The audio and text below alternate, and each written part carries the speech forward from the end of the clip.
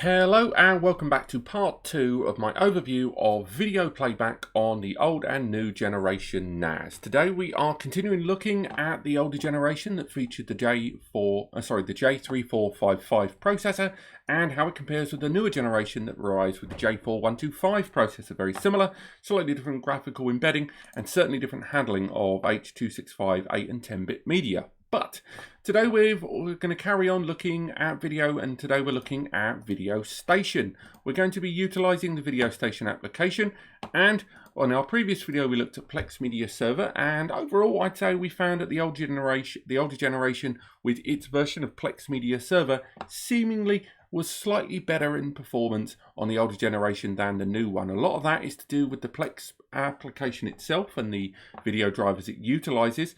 But with both of them utilizing hardware transcoding, both of them had that Plex Media Server pass, I think it was arguable that the old generation did outperform it for now. However, I'm hoping that Video Station today will give us slightly different results.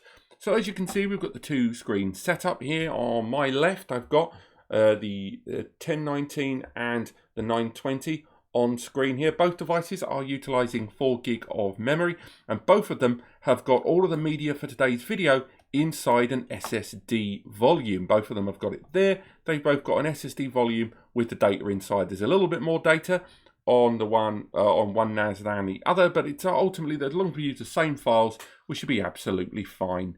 So both of them are running off an SSD, so therefore we've got the same storage being utilized. And from this point forward, we can start looking at what they're both going to do and how well they do it. So they're both running Plex Media Server there in the background. So the first thing we want to do is disable Plex to make sure that that doesn't impact our results moving forward. So let's find Plex on the installed applications and stop it to make sure it's not going to utilize any of those hardware resources. So again, we're now stopping Plex on both devices. And that means that we can concentrate on Video Station between the two of them and how much resources are going to be utilized by Video Station in both cases.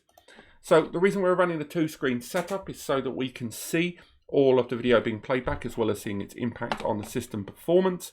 And what we're going to do is just slightly zoom in slightly, just maybe to 80%, to make sure we can make out all of these resources in real time. And again, 1019 on the left, 920 on the right. The 920 is the one with the newer 4125 CPU. So we're going to go through some of these files. We're going to go through the same files that we used before. And I know you guys aren't hugely keen on me using the same files over and over again, but we have to keep things fair. We have to use the same files. So we'll go into the movie section and we'll go with our first movie that we always go with. We go with The Matrix. We're going to go with The Matrix on both of these devices. Both of them have got all the metadata scraped. Both of them are running from the SSD for Video Station. And we can go ahead and play those files now. Let's click play on both devices. And it's saying that it's found two versions of the file. We'll make sure we use the bottom one because that's the one we want to use. The 920 does have multiple files on the device. So there's going to be that slight slowdown on the newer generation device while we have to find that file, because we are still using the 920 for other Plex video content. So don't hold that against it. So we can have a look and see how they're both playing these files. They're both seemingly playing it back quite well. It's quite a dark film, this one. So we'll fast forward to around about the 18-minute mark on both of them. And again, both of them flicking through quite easily, playing back those files. We'll go through, flick along. But it's worth highlighting that we are seemingly getting better results on the left NAS there, the 1019 there with the J3455 processor. So we go back, let's go 31 seconds. It does seem to be responding a mite quicker on the older generation NAS. We're seeing a little bit more CPU utilization as well. We have a look going through here. We've got Video Station on both of these. Let's highlight Video Station on both and the memory utilization. Again, we might be zoom in on that screen a little bit better because it's quite appallingly dark, isn't it? Let's try and focus there. It looks like a terrible bootleg that you pick up at the pub. get that color whiteness sorted out. So from there we can see both of those files are playing, but I do think we've seen a pinch better performance there on the 1019 file. So let's go for some transcoding now. Let's get both devices to perform a transcode, and we're going to play that quality down to real low. No windows. We don't want to restart now. That would be terrible. I'm going to click low, going to click low, and I'm going to let both of these files do their transcoding there to see how they both react to transcoding to a lower format. That's both in terms of bitrate and CPU utilization. Now, the newer generation NAS has seemingly transcoded a great deal quicker. Now, it's worth highlighting we are of course using a PC system here, and our own utilization of that PC, it's just started playing on the older generation NAS, is worth highlighting. So this may well be presenting a bottleneck. As we can see, Chrome, because it's running this app, is using a lot of our CPU and memory. So we're using 40-50% on both. So now let's transcode it to medium on both, and let's see if the fact that we did one first makes all the difference. It's a fraction of a second we did on the 1019 NAS first, so we'll see how that panned out. And I do think that made a mite bit of a difference. So for now, let's exit now. Let's come out of the Matrix movie there. Let's come out of it, click X, and now we'll make our way into a 1080p movie. So once again, we're going to go with Little Shop of Horrors. And this time, just to keep things fair, we're going to play the newer generation NAS first. It will say that it's found it in two places. We want to make sure we use the second one, because the second one there is the one that's on the SSD volume.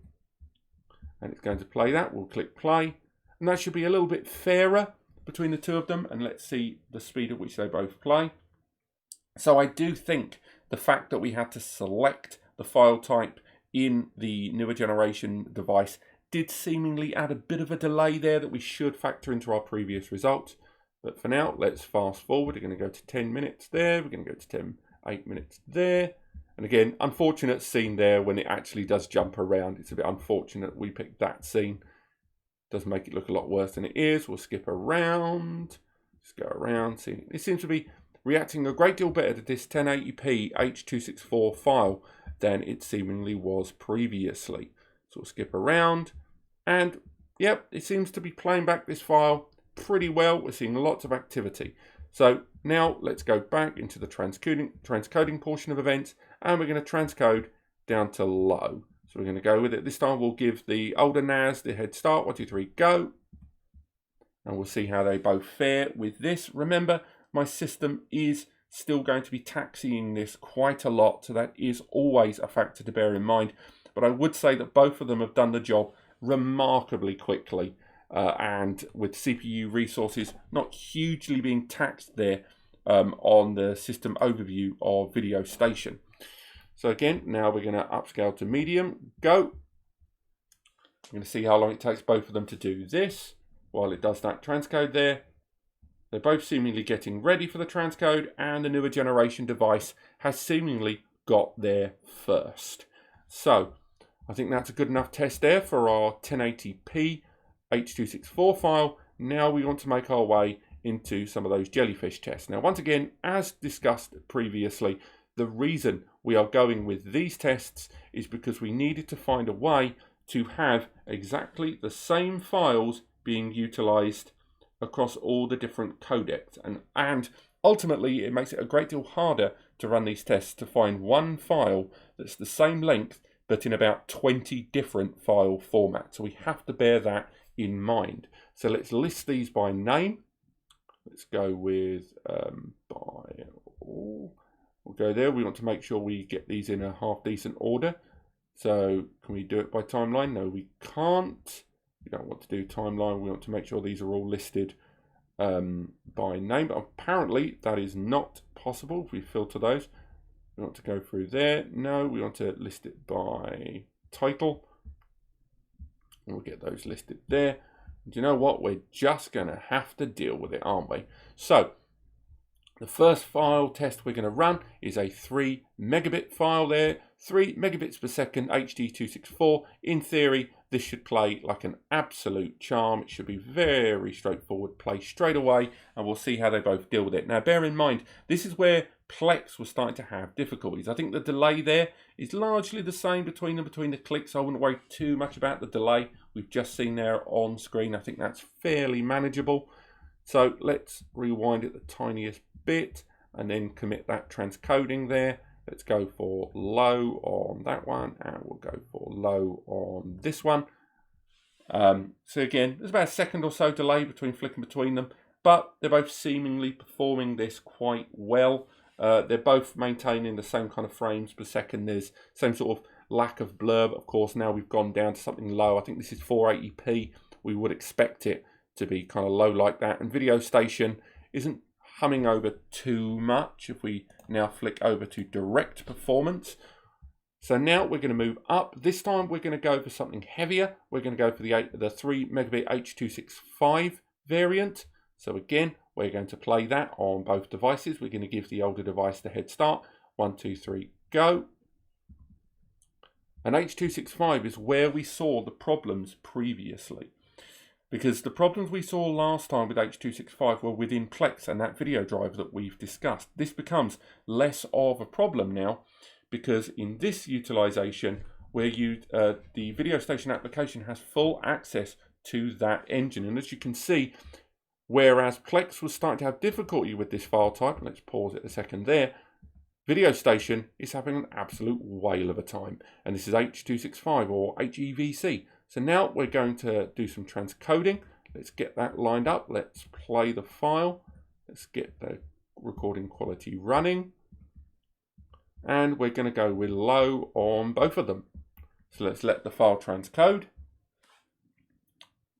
And again, I think it actually did transcode a mite quicker on the newer generation device. Not a huge amount, but definitely noticeably enough that it did collect that. And there was only a second between the clicks, but it was a fraction longer than that for the transcode to take place.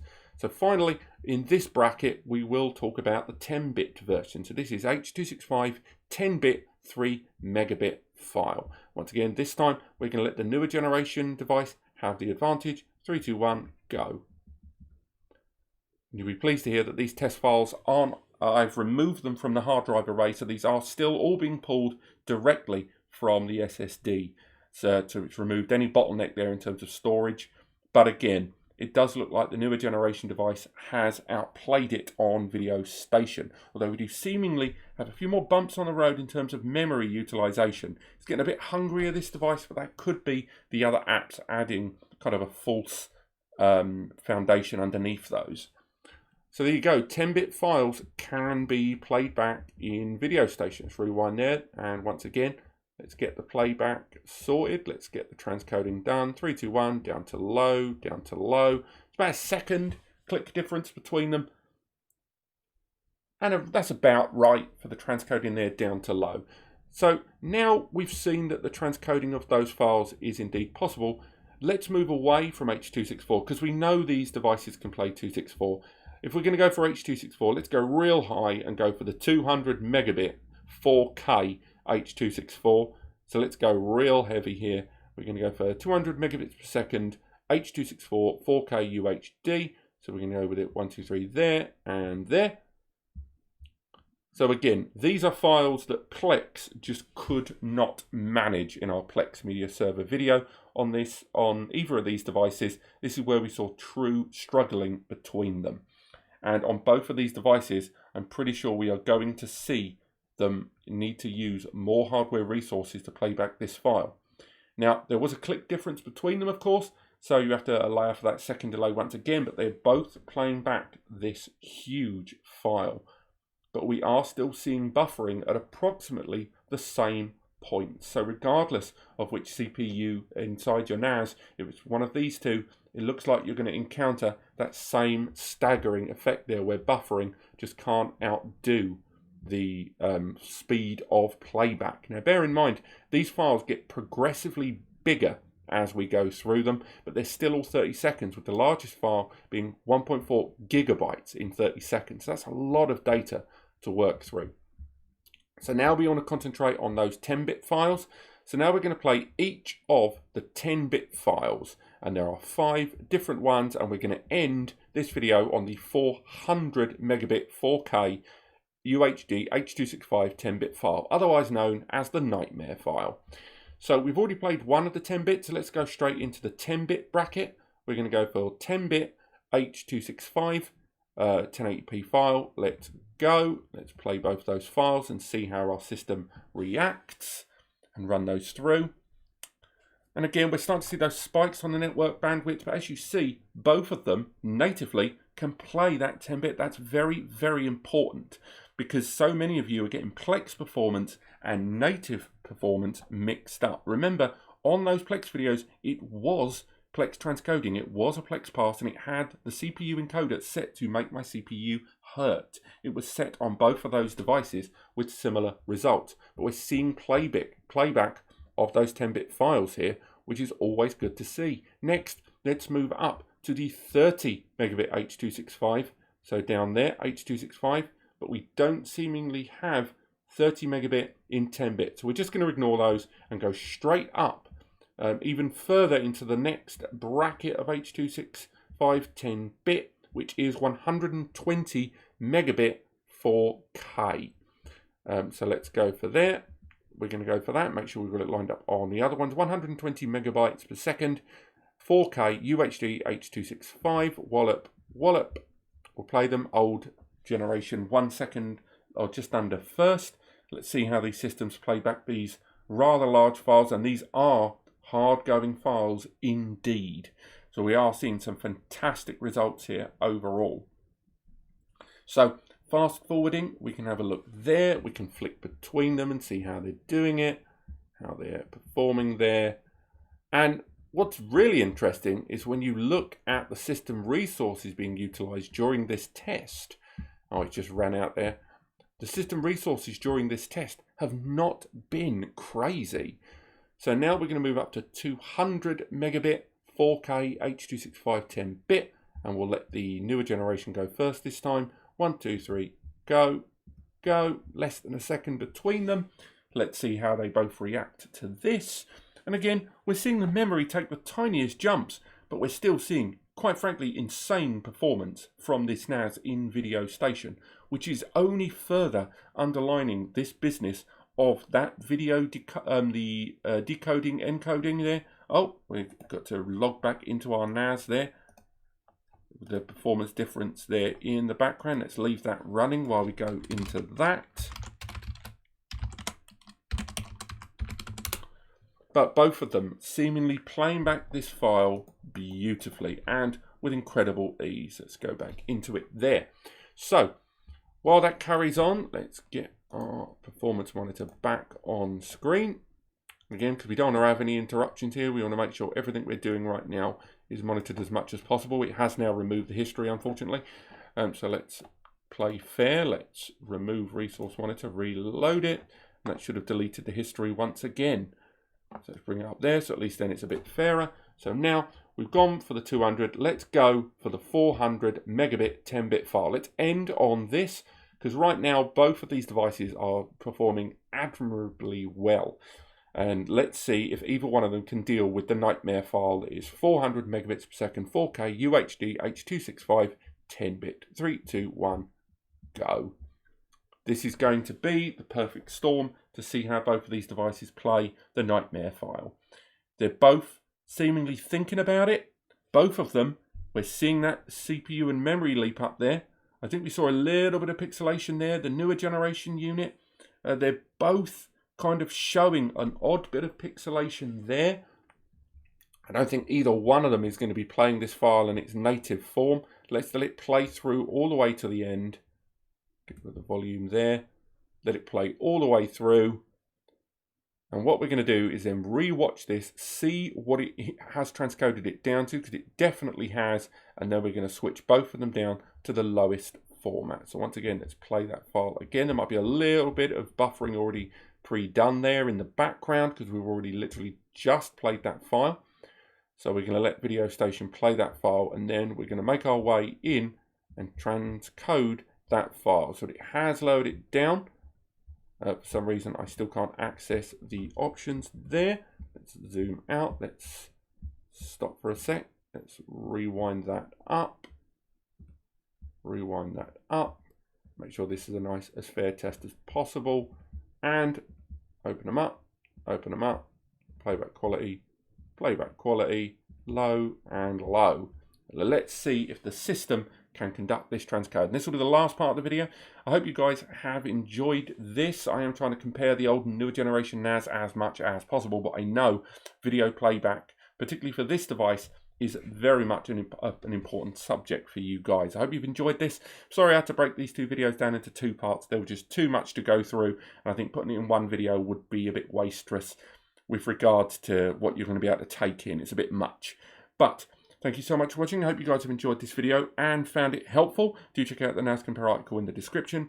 And of course, get your NAS from the guys at span.com. Click like if you enjoyed it. Click subscribe to learn more. And I'll see you next time.